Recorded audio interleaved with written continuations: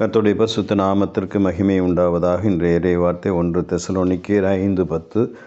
நாம் விழித்திருப்பவர்களானாலும் நித்திரையடைந்தவர்களானாலும் தம்முடனே கூட நாம் ஏகமாய் பிழைத்திருக்கும்படி அவர் நமக்காக மரித்தாரே.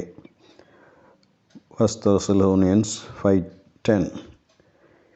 He died for us so that whether we are awake or asleep we may live together with him என்று வாசிக்கிறோம். நாம் இருந்தாலும் இறந்தாலும் அவரோடு இணைந்து வாழும் வண்ணம் அவர் நம் பொருட்டு மரித்தார் என்று நாம் வாசிக்கிறோம். உயிரோடு இருப்பவர்களானாலும் நித்திரை அடைந்தவர்களானாலும் கிறிஸ்துவுக்குள் மரித்தவர்களானாலும் அவரது வருகையிலே எழுந்து வெளிப்பட்டு அவரோடு கூட வாழுவோம் என்கிறதை பவுலடியார் இங்கே சொல்லுகிறதை நாம் வாசிக்க முடிகிறது. மரணத்திற்கு பின் இருக்கிற வாழ்வின் மேன்மையான காரியம் அவரோடு இயேசு கிறிஸ்துவோடு கூட நித்தியமாக வாழ்வது.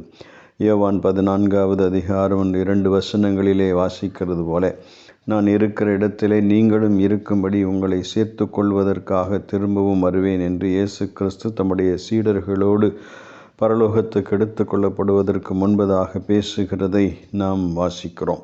இயேசு கிறிஸ்து சொல்லிய அந்த போதனையின் அடிப்படையிலே அந்த வெளிப்பாட்டை பவுல் இங்கே கூறுகிறதை நாம் வாசிக்கிறோம். அதற்காகவே இயேசு கிறிஸ்து மரித்தார் என்கின்ற இரகசியத்தையும் பவுல் இங்கே நமக்கு வெளிப்படுத்துகிறதை குறிப்பிடுகிறதை நாம் வாசிக்கிறோம். கர்த்தர் இந்த வார்த்தைகளை ஆசீர்வதிப்பாராக. ஆமென்.